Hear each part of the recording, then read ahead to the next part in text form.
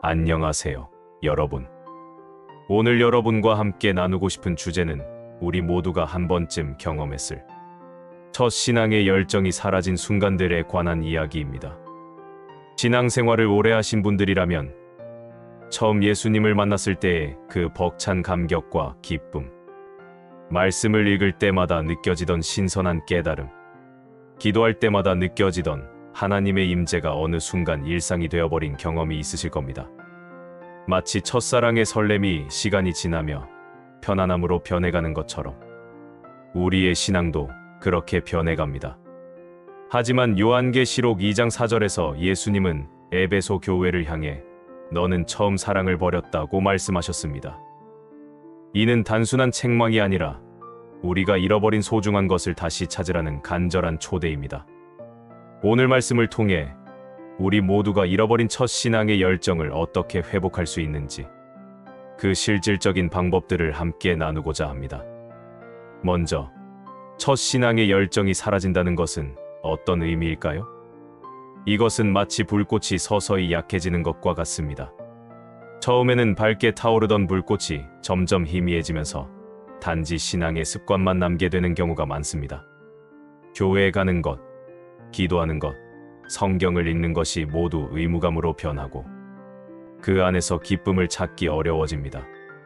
마치 오랜 결혼 생활에서 사랑의 감정이 무뎌지는 것처럼 하나님과의 관계에서도 그런 현상이 일어날 수 있습니다.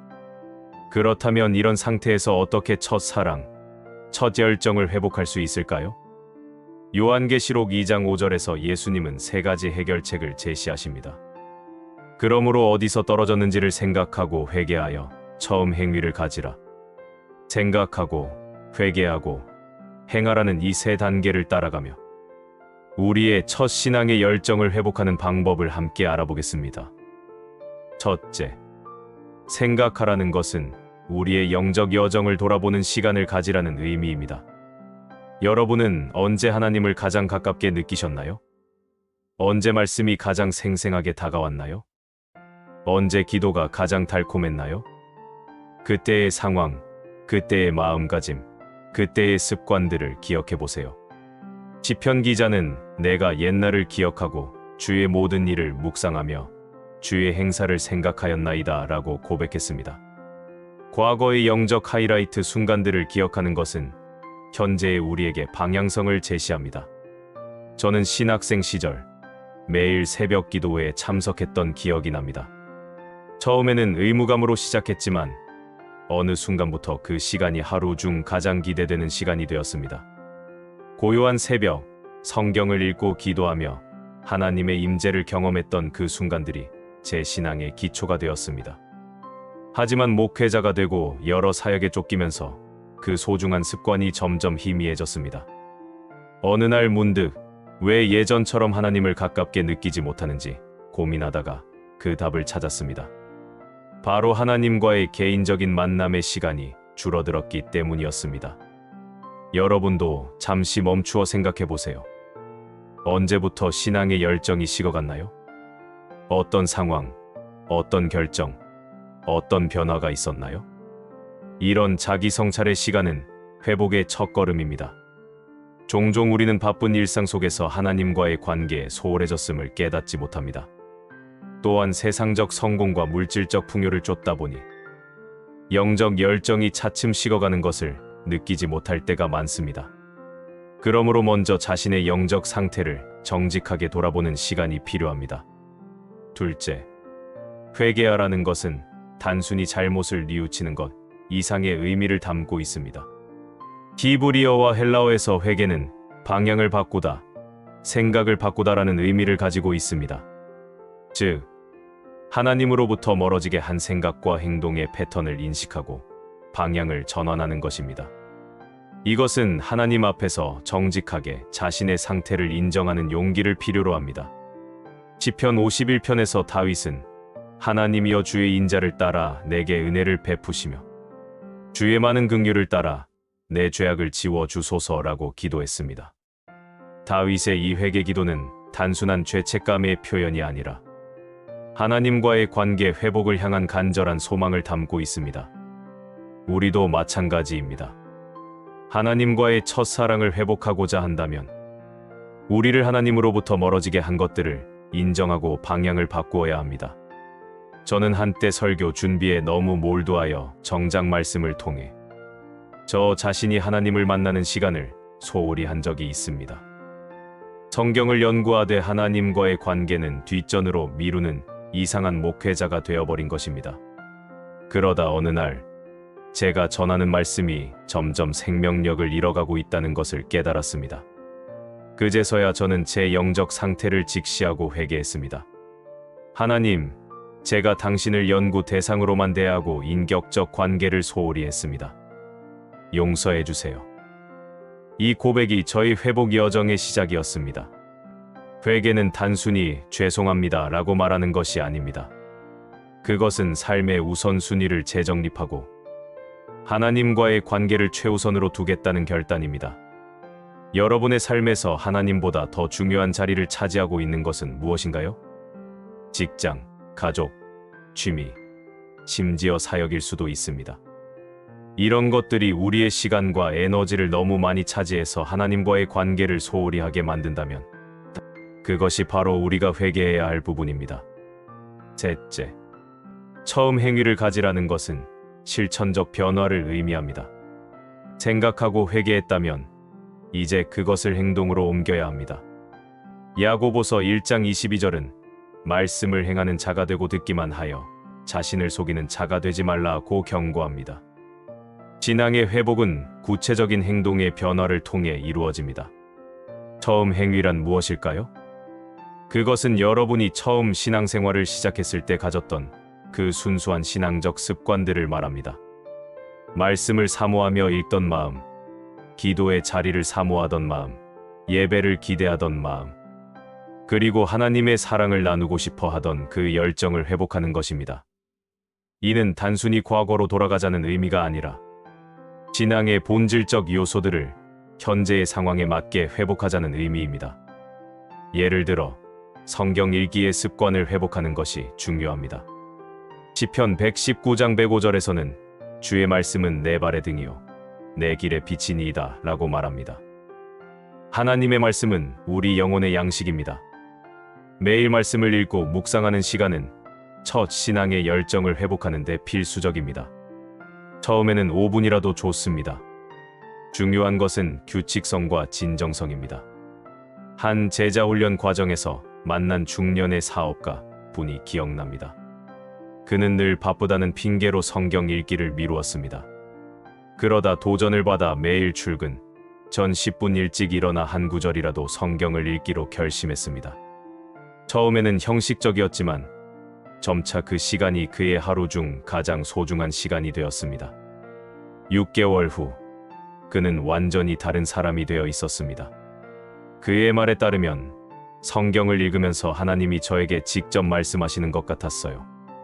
30년 신앙생활 중 처음으로 하나님이 살아계시다는 것을 실감했습니다.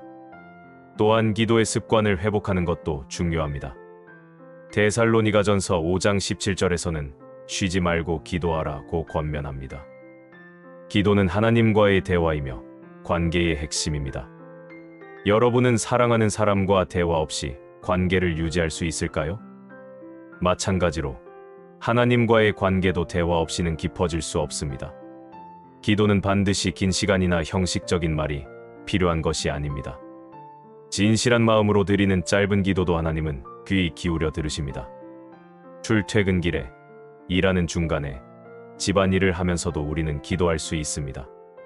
중요한 것은 하나님과 지속적으로 대화하는 습관을 기르는 것입니다.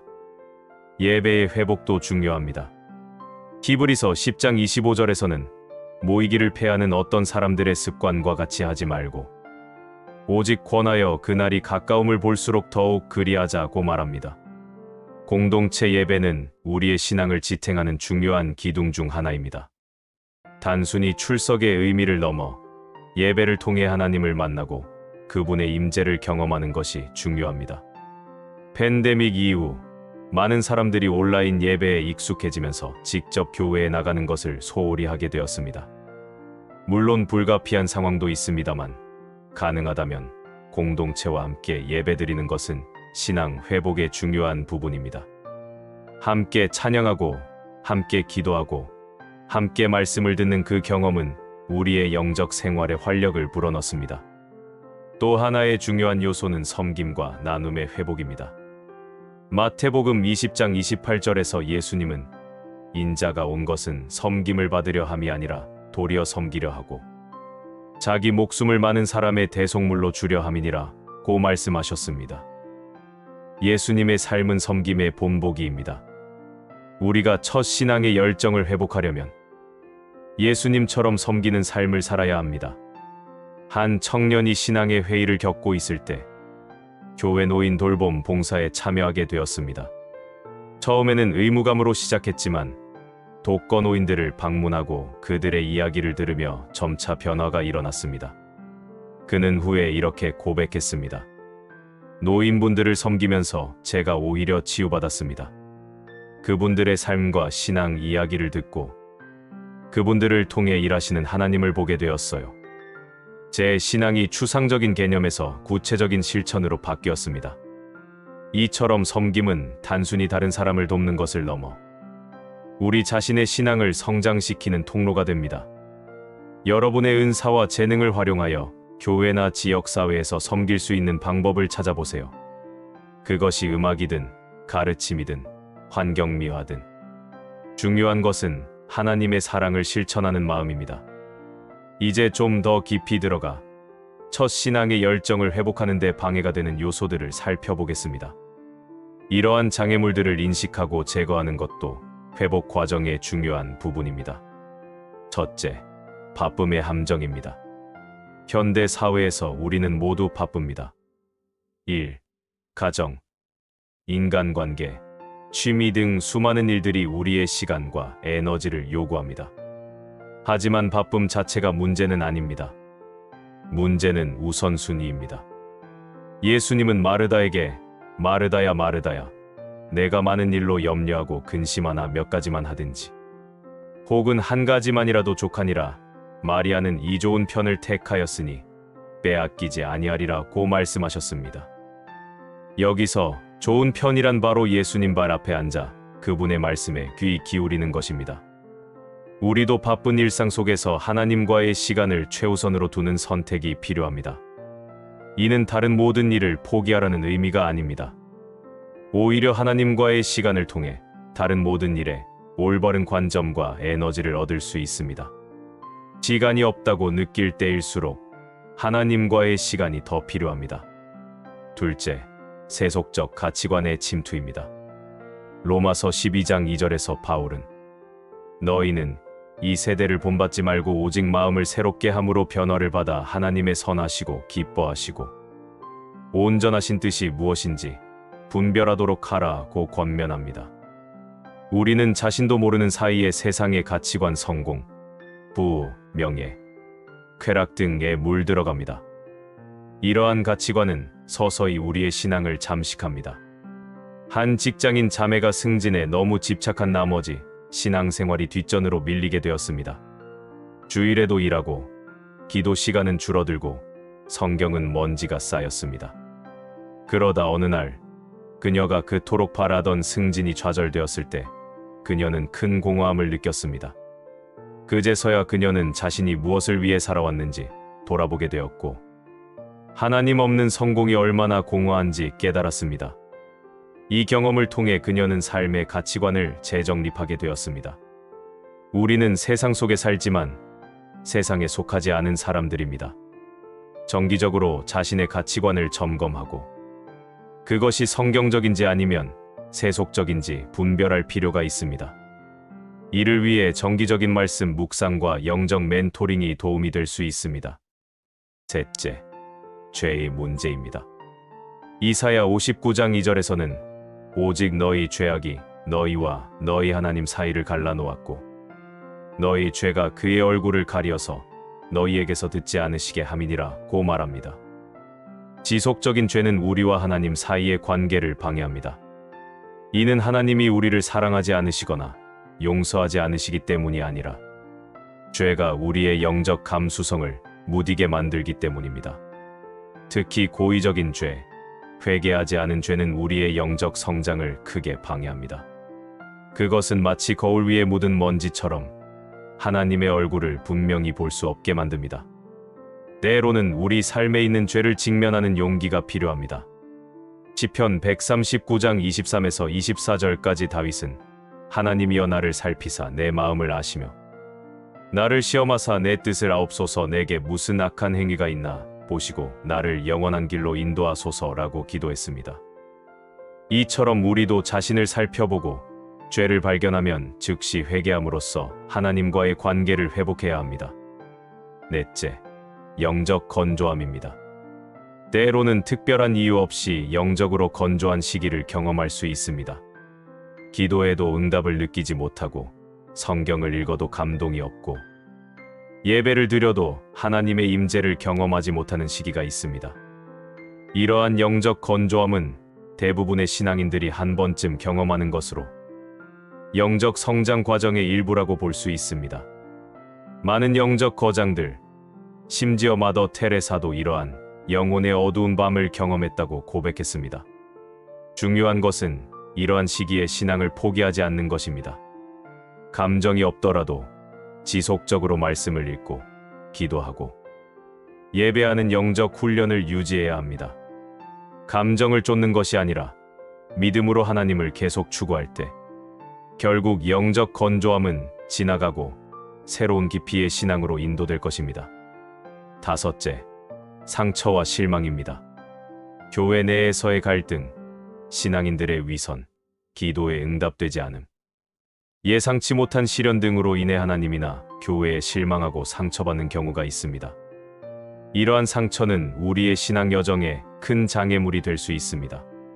한 성도는 심각한 질병으로 고통받는 아이를 위해 간절히 기도했지만 아이의 상태는 나아지지 않았습니다. 그는 하나님께 분노하고 실망했으며 한동안 신앙생활을 멀리했습니다. 하지만 시간이 지나면서 그는 자신의 아픔 속에서도 함께하신 하나님을 발견하게 되었습니다. 그는 기적적인 치유를 받지는 못했지만 고통 속에서도 하나님의 임재와 위로를 경험했으며 이를 통해 더 깊은 신앙으로 성장할 수 있었습니다. 상처와 실망에서 회복되기 위해서는 시간이 필요합니다. 또한 자신의 감정을 솔직하게 하나님께 토로하는 것이 중요합니다.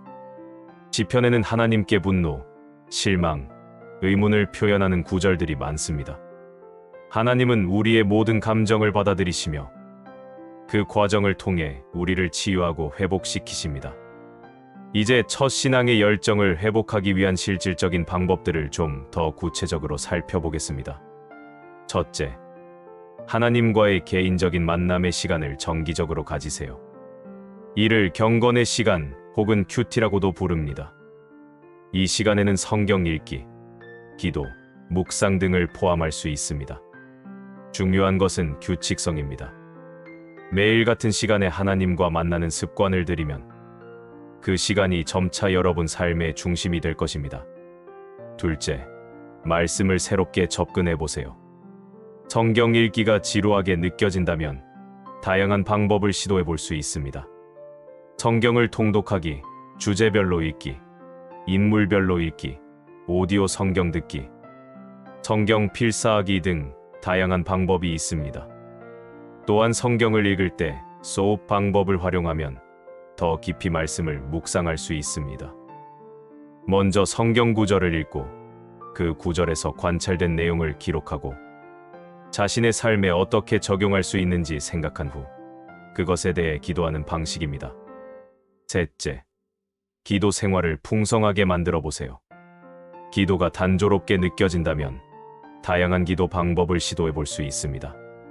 중보기도, 감사기도, 묵상기도, 통성기도 등 여러 형태의 기도가 있습니다. 또한 기도 일기를 쓰거나 기도 제목을 구체적으로 적어두고 응답을 기록하는 것도 도움이 됩니다. 이를 통해 하나님이 어떻게 역사하셨는지 눈으로 확인할 수 있으며 신앙의 여정을 돌아볼 수 있습니다. 넷째, 신앙 공동체와의 연결을 강화하세요. 히브리서 10장 24에서 25절까지 서로 돌아보아 사랑과 선행을 격려하며 모이기를 패하는 어떤 사람들의 습관과 같이 하지 말고 오직 권하여 그날이 가까움을 볼수록 더욱 그리하자고 권면합니다. 신앙은 혼자 하는 것이 아니라 공동체와 함께하는 것입니다. 교회에 규칙적으로 출석하는 것뿐만 아니라 소그룹이나 성경 공부 모임에 참여하는 것도 중요합니다. 같은 신앙을 가진 사람들과의 교제는 우리에게 힘과 격려를 줍니다. 한 청년은 직장 생활을 시작하면서 점차 교회와 멀어지게 되었습니다. 일요일에도 종종 일을 하게 되면서 예배 참석이 불규칙해졌고 신앙의 열정도 식어갔습니다.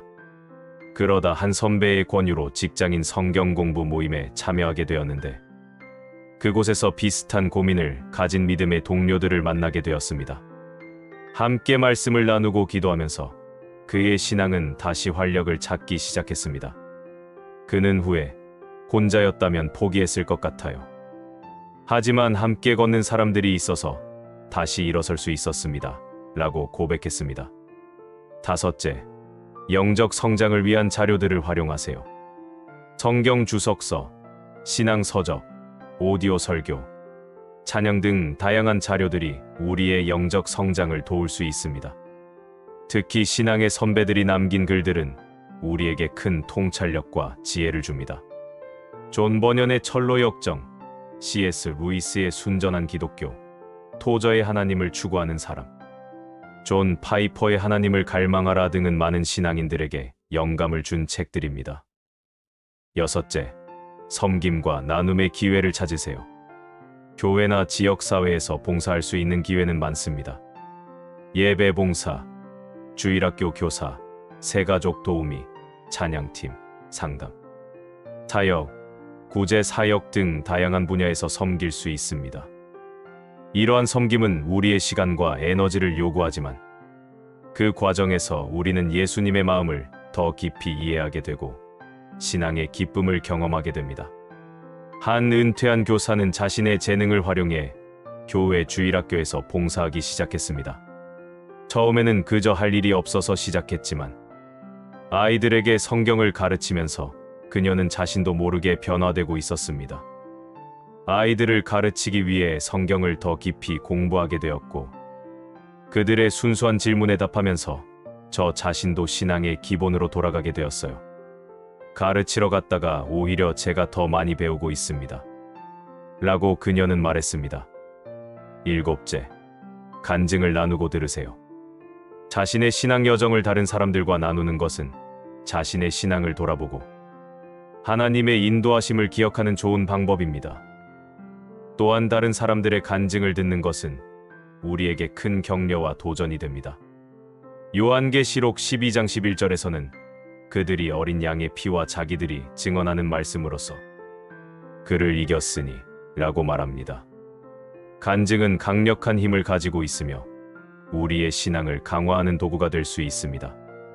여덟째, 금식과 같은 영적 훈련을 시도해보세요. 금식은 육체적인 욕구를 절제함으로써 영적인 감수성을 높이는 훈련입니다. 음식뿐만 아니라 미디어, 소셜 네트워크, 쇼핑 등 우리를 하나님으로부터 멀어지게 하는 것들을 일정 기간 절제하는 것도 금식의 한 형태가 될 수 있습니다. 이러한 훈련은 우리의 삶에서 하나님이 차지하는 위치를 재확인하고 더 깊은 영적 경험으로 인도할 수 있습니다. 아홉째, 하나님의 창조 세계를 경험하세요.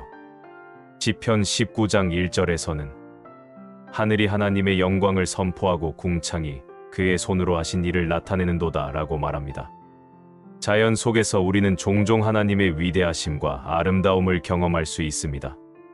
바쁜 일상에서 벗어나 조용한 산책을 하거나 별이 빛나는 밤하늘을 바라보거나 아름다운 일출을 감상하는 것은 우리의 영혼에 신선한 활력을 불어넣을 수 있습니다.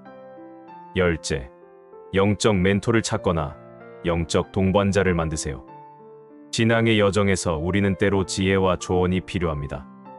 신앙의 선배나 목회자와 같은 영적 멘토는 우리가 어려움을 겪을 때 도움을 줄 수 있습니다. 또한 같은 목표를 가진 영적 동반자와 함께 걸어가는 것도 큰 힘이 됩니다. 함께 성경을 읽고 기도하고 서로의 성장을 독려하는 관계는 우리의 신앙 여정에 큰 도움이 됩니다. 일찍이 바울은 디모데에게 멘토가 되어 주었고 예수님 역시 제자들에게 영적 멘토이셨습니다. 이처럼 멘토링은 성경적인 개념이며 오랫동안 교회에서 실천되어 온 전통입니다. 여러분도 주변에서 신앙적으로 존경할 만한 분을 찾아 조언을 구하거나 영적 여정을 함께할 동반자를 찾아보세요. 자, 이제 첫 신앙의 열정을 회복하는 과정에서 겪을 수 있는 도전과 주의점에 대해 이야기해 보겠습니다. 첫째, 신앙의 회복은 하루아침에 이루어지지 않는다는 점을 기억하세요. 이것은 마라톤과 같은 긴 여정입니다. 빠른 결과를 기대하기보다는 작은 변화부터 시작하여 꾸준히 나아가는 것이 중요합니다.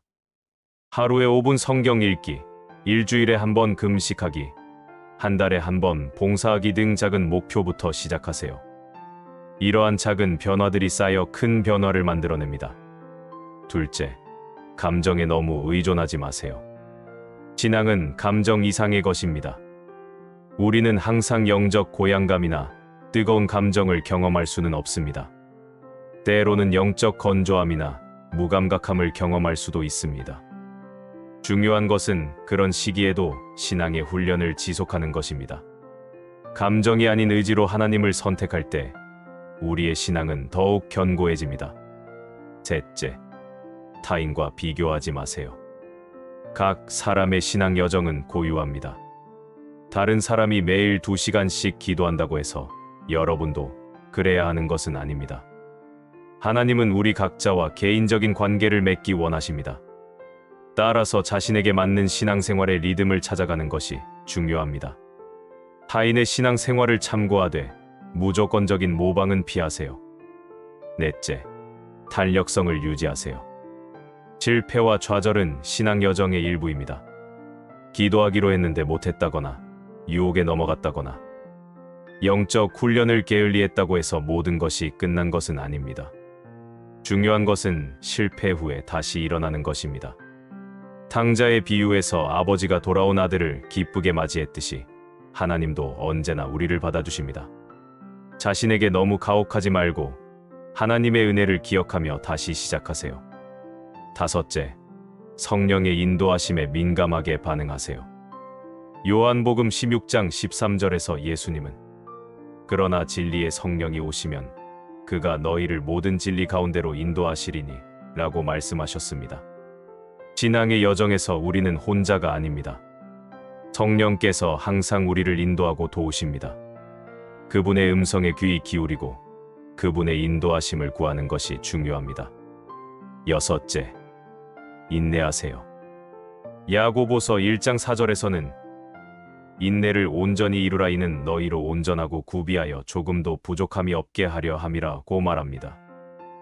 신앙의 열정을 회복하는 과정은 때로 힘들고 지칠 수 있습니다. 그럼에도 불구하고 포기하지 말고 계속 하나님을 추구하세요. 인내는 신앙 성장의 중요한 요소입니다. 일곱째, 항상 감사하세요. 데살로니가전서 5장 18절에서는 범사에 감사하라 이것이 그리스도 예수 안에서 너희를 향하신 하나님의 뜻이니라고 말합니다. 감사는 우리의 시선을 문제에서 하나님께로 돌리는 강력한 도구입니다. 매일 감사 일기를 쓰거나 기도할 때 감사의 제목을 나열하는 습관을 들이면 점차 우리의 마음이 변화되는 것을 경험할 수 있습니다. 여덟째, 순종을 실천하세요. 요한복음 14장 15절에서 예수님은 너희가 나를 사랑하면 나의 계명을 지키리라고 말씀하셨습니다. 순종은 사랑의 표현입니다. 말씀을 읽고 깨달은 것을 실천할 때 우리는 더 깊은 영적 성장을 경험할 수 있습니다. 작은 일에서부터 순종을 실천하면 점차 더 큰 일에도 순종할 수 있는 힘이 생깁니다. 아홉째, 영적 훈련의 창의성을 발휘하세요. 모든 사람에게 맞는 단 하나의 방법은 없습니다. 자신의 성격, 취향, 상황에 맞는 영적 훈련 방법을 찾아보세요. 예를 들어, 글쓰기를 좋아한다면 성경 필사나 묵상 일기를, 음악을 좋아한다면 찬양을 통한 예배를, 미술을 좋아한다면 성경 구절을 그림으로 표현하는 등 다양한 방법을 시도해 볼 수 있습니다. 한 자매는 매일 성경을 읽고 묵상하는 것이 어려웠지만 그림 그리기를 좋아했습니다. 그래서 그녀는 매일 한 구절을 선택해 그림으로 표현하기 시작했습니다. 이 과정에서 그녀는 말씀을 더 깊이 생각하게 되었고 점차 하나님과의 관계가 깊어졌습니다. 그녀는 그림을 그리면서 말씀이 내 안에 살아 움직이는 것을 느꼈어요 라고 말했습니다. 열째, 기대를 가지세요. 예레미야 29장 13절에서 하나님은 너희가 온 마음으로 나를 구하면 나를 찾을 것이요 나를 만나리라고 약속하셨습니다. 하나님을 진심으로 구하는 사람에게 하나님은 반드시 응답하십니다. 때로는 우리가 기대한 방식과 다를 수 있지만 하나님은 항상 최선의 방법으로 우리에게 자신을 나타내십니다. 기대를 가지고 하나님을 구할 때 우리는 놀라운 경험을 하게 될 것입니다. 이제 마지막으로 첫 신앙의 열정을 회복한 후 그것을 유지하는 방법에 대해 이야기해 보겠습니다. 첫째, 지속적인 갱신을 추구하세요. 신앙생활은 한 번의 결단으로 끝나는 것이 아니라 매일 새롭게 시작하는 것입니다. 로마서 12장 2절에서 바울은 오직 마음을 새롭게 함으로 변화를 받으라고 권면합니다. 매일 아침 하나님과 함께하는 새로운 하루를 시작하는 마음으로 살아가세요. 둘째, 영적 리듬을 찾아 유지하세요. 1. 휴식, 예배, 관계 등 삶의 다양한 측면이 균형을 이루는 리듬을 찾는 것이 중요합니다. 이것은 단순히 시간 관리의 문제가 아니라 하나님이 창조하신 삶의 리듬을 존중하는 것입니다. 안식일의 원리를 현대적으로 적용하여 정기적인 휴식과 영적 재충전의 시간을 가지세요. 셋째, 계속해서 새로운 도전을 찾으세요. 신앙이 성장하기 위해서는 안주하지 않고 계속해서 새로운 영역을 탐구하는 것이 중요합니다. 새로운 봉사 분야를 시도하거나 더 깊은 신학적 주제를 공부하거나 선교 여행에 참여하는 등 자신의 영적 지평을 넓혀가는 것이 도움이 됩니다. 한 형제는 교회에서 20년 동안 같은 봉사를 해왔지만 점차 열정이 식어가는 것을 느꼈습니다. 그래서 그는 과감하게 새로운 도전을 시도했습니다. 교회 내 노숙자 사역에 참여하게 된 그는 처음에는 두렵고 어색했지만 점차 그곳에서 예수님의 사랑을 실천하는 기쁨을 발견했습니다. 그는 새로운 사역을 통해 신앙의 다른 측면을 경험하게 되었고 하나님에 대한 새로운 이해를 얻게 되었습니다. 라고 고백했습니다. 넷째, 감사의 습관을 기르세요. 시편 103장 2절에서는 내 영혼아 여호와를 송축하며 그의 모든 은택을 잊지 말지어다 라고 말합니다. 하나님의 은혜와 축복을 기억하고 감사하는 습관은 우리의 신앙을 지속적으로 새롭게 합니다. 매일 밤 그날 경험한 하나님의 은혜를 떠올리고 감사하는 시간을 가지세요. 다섯째, 평생 학습자의 자세를 가지세요. 베드로후서 3장 18절에서는 오직 우리 주 곧 구주 예수 그리스도의 은혜와 그를 아는 지식에서 자라가라고 권면합니다. 신앙은 평생의 학습 과정입니다. 항상 배우고 성장하려는 자세를 가질 때 우리의 신앙은 계속해서 깊어질 수 있습니다. 좋은 신앙 서적을 읽거나 세미나나 강의에 참여하거나 다양한 신앙 선배들의 지혜를 배우는 등 계속해서 영적 지식을 쌓아가세요. 여러분, 오늘 우리는 첫 신앙의 열정을 회복하는 방법에 대해 함께 나누었습니다. 에베소 교회에게 주셨던 예수님의 말씀, 처음 사랑을 회복하라는 권면은 오늘 우리에게도 여전히 유효합니다. 신앙의 첫 사랑을 회복하는 것은 하룻밤에 이루어지는 일이 아니라 지속적인 선택과 노력이 필요한 여정입니다. 하지만 그 여정의 끝에는 하나님과의 더 깊고 풍성한 관계가 기다리고 있습니다. 우리 모두 오늘부터 첫 신앙의 열정을 회복하기 위한 작은 걸음을 시작해보는 것은 어떨까요? 오늘 배운 방법 중 하나를 선택하여 실천해 보세요. 그리고 그 과정에서 하나님이 어떻게 역사하시는지 경험해 보세요. 하나님은 신실하십니다. 우리가 그분을 찾을 때 반드시 우리를 만나 주실 것입니다. 마지막으로 히브리서 12장 1에서 2절의 말씀을 함께 기억하며 마무리하겠습니다. 이러므로 우리에게 구름같이 둘러싼 허다한 증인들이 있으니 모든 무거운 것과 얽매이기 쉬운 죄를 벗어버리고 인내로써 우리 앞에 당한 경주를 하며 믿음의 주요 또 온전하게 하시는 이인 예수를 바라보자. 우리의 시선을 항상 예수님께 고정할 때 우리는 첫 신앙의 열정을 회복하고 유지할 수 있을 것입니다. 여러분의 신앙 여정에 하나님의 풍성한 은혜와 평강이 함께하기를 기도합니다. 감사합니다.